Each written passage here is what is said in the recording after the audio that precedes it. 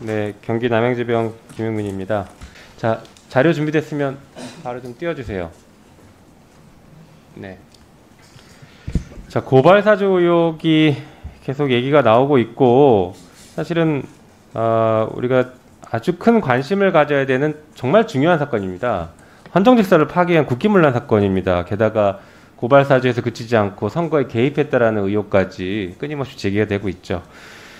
그 사건 관련해서 일자별로 주요 이슈들을 좀 한번 정리해봤습니다. 사실 그동안 사실 우리가 파편적으로 다 알고 있는 얘기인데 그걸 한번 모아봤습니다. 모아보니까 아주 큰 의혹이 보이더라고요.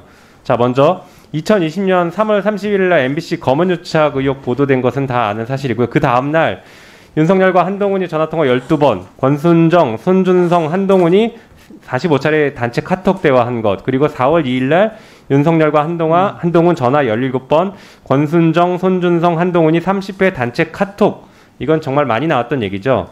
그 이후에 4월 3일 날 1차 고발 사주가 있습니다. 사실 4월 1일, 4월 2일 날 이렇게 수많은 통화와 문자를 주고받은 것은 어떤 사건이 발생했을 때 방어보다는 뭔가를 만들어내는 과정에서 이렇게 수많은 연락을 했다라고 보는 것이 조금 더 합리적이라고 보여집니다. 결국엔 4월 3일 고발 사주를 이때 아주 재빠르게 그리고 아주 밀접하게 준비했던 게 아닌가 싶습니다. 그 이후에 4월 8일 날 2차 고발 사주가 있었죠. 국민의힘에 다시 고발장을 수정해서 전달합니다.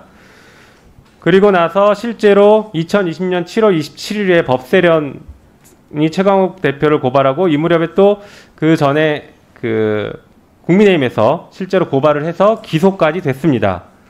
여기까지는 우리가 흔히 알고 있는 고발 사주인데 과연 이거 한 건이었을까?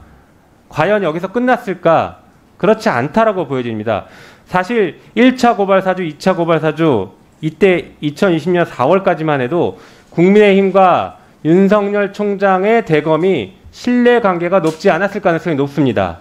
왜냐하면 윤석열 총장은 당시까지만 해도 박근혜 대통령을 구속시켰던 사람으로 기억돼 있고 국민의힘에게는 그런 존재로 많이 남아 있었다가 조국 전 장관 청문회 관련해서 수사를 하면서 국민의힘에서 조금 우리랑 같이 갈 수 있지 않을까라는 생각이 들었던 시기였습니다. 그런데 최강욱 대표에 대한 고발에 대해서 실제 기소까지 가는 걸 보니 그 이후에 국민의힘이 윤석열 검찰을 신뢰할 수 있지 않았을까라는 지점이 여기서 생기는 것 같습니다. 그래서 그 다음에 고발 사주 의혹으로 강하게 의혹을 제기할 수 있는 게 월성원전 사건 고발입니다. 이 사건 매우 수상합니다. 자, 보시죠. 2020년 10월 20일 날 감사원에서 감사 결과를 발표합니다. 그리고 2020년 10월 22일 날 감사원에서 검찰의 수사 자료를 송부를 합니다. 그리고 그날 월성원전 조기 폐쇄 사건으로 배공규 장관 등에 대해서 국민의힘이 고발을 합니다. 그때 국정감사 중이었는데 그날 이거 작성할 시간이 언제 있었을지 모르겠어요. 그런데 고발을 하더라고요. 그리고 나서 그 다음 날이 2020년 10월 23일 날 대전지검 형사 5부 이상현 부장, 윤석열의 최측근으로 알려져 있죠. 이 이상현 부장이 서초동 일대에서 왔다 갔다 하는 게 목격됐다라는 얘기가 들립니다. 대검 방문한 게 아닐까라는 매우 강한 의심이 드는 대목입니다. 바로 고발 다음 날입니다. 그리고 2020년 10월 29일 윤석열 총장이 대전지검에 방문합니다. 그리고 조금 전에 얘기했던 이상현 부장에게 이 사건을 배당을 하고 아시다시피 사건은 매우 신속한 속도로 수사가 진행이 됩니다. 그리고 2021년 7월 1일 검찰이 기소를 했죠. 자, 이런 일련의 과정들을 보면 아까 말씀드렸던 것처럼 이 또 다른 고발 사주 아니냐라는 의혹이 강하게 제기됩니다. 매우 의심스럽습니다. 그래서 아까도 자료 제출 요구를 계속 말씀드렸던 게 과연 이 10월 22일 날 감사원 감사 결과가 발표가 된 뒤에 이틀 뒤에 국민의힘에서 이틀 동안 확인한 정보를 가지고 고발을 했을 수 있겠느냐. 여기에 작성된 이 고발장에 작성된 내용들이 언론을 통해서 알려진 것 이외에 추가적인 내용들이 들어있다라고 하면 이것은 검찰에서 고발장을 작성한 것이다라고 누구나 합리적으로 추정할 수 있는 것이죠. 그래서 이 부분이 고발장 확인이 매우 중요한 사안이 된 것 같습니다. 한편 아까 앞선 1차, 2차 고발사주 사건, 4월 달에 있었던 고발사주 사건에서도 비슷한 일이 벌어졌죠.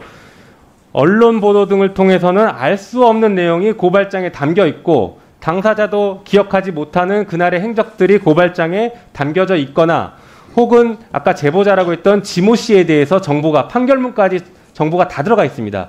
이것은 검찰이 작성했기 때문에 가능한 것이었죠. 마찬가지로 월성원전 사건도 검찰이 고발장을 작성했다라고 하면 이런 비슷한 일이 발생했을 것이라고 생각됩니다. 그런데 여기서 의혹을 그치지 않습니다. 중간에 연결고리가 있습니다. 사람이 누구냐가 매우 중요한데 사람에 따라서 이 의혹이 증폭될 수 있죠.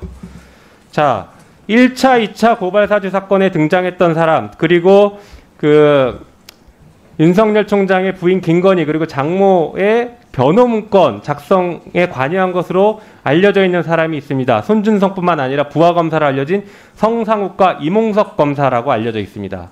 이몽석 검사는 당시 대검 연구관으로 알려져 있죠. 대검 연구관으로 근무하고 있었죠. 이 이몽석 검사는 한동훈 검사의 최측근으로 알려져 있습니다. 그런데 이 이몽석 검사가 당시에 1차 고발 사건, 그리고 성상욱 검사와 이몽석 검사가 1차 고발 사건, 1차 고발사주 사건의 고발장을 작성한 것 아니냐라는 수사는 지금 진행되고 있는 것으로 알고 있는데 2차에서도 개입됐을 가능성이 있습니다. 왜 그런 의심을 하냐 하면 10월 17일 김봉현 씨가 폭로합니다. 내가 검사들 술접대했다. 기억하실 겁니다. 10월 17일이면은 아까 말씀드린 감사원 감사 결과 발표 전이죠.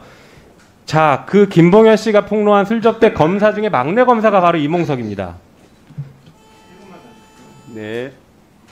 자, 이 이몽석 검사가 나중에 최종적으로는 그 술접대에서 불기소 처분을 받죠. 왜 불기소했을까요? 96만 원 세트까지 등장하면서 굉장히 전 국민을 우스갯소리를 만들면서 검사들을 우스갯거리로 만들어버리면서 불기소가 되는 과정이 벌어집니다. 이몽석 검사가 지금 이 모든 고발 사건, 고발사주 사건에 중심적인 역할을 한 사람이다라고 가정한다면 당연히 검찰, 윤석열 총장 하에서 검찰에서는 이몽석을 불기소해야죠. 기소했다가 이몽석이 다 불면 어떻게 되겠습니까? 그래서 저는 이런 여러 가지 관점들을 보면 이 사람에 대한 연결고리까지 포함해 보면 월성원전 사건도 고발 사실 가능성이 매우 높다. 충분히 의심해 볼 만하다라고 생각됩니다. 장관님, 여기에 대해서 철저한 조사 그리고 필요하면 수사 필요하다고 생각합니다. 어떻습니까? 10월 20일 날 감사원이 월성 1호기 원전 사건에 대한 감사 결과를 발표합니다. 그리고 10월 22일 날 지금 김용민 의원님이 지적했듯이 대검으로 그 감사 결과 발표에 따른 수사 참고 자료를 송부합니다. 그리고 같은 날 밤 늦게 대전지검이 지금 국민의힘의 이름으로 고발이 됩니다. 지금 김용민 의원께서는 지금 고발 사주 의혹과 같은 케이스 아니냐 이런 지적을 하십니다.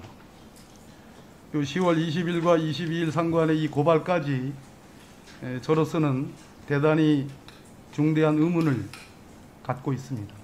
이 부분에 대한 조사를 할 예정입니다.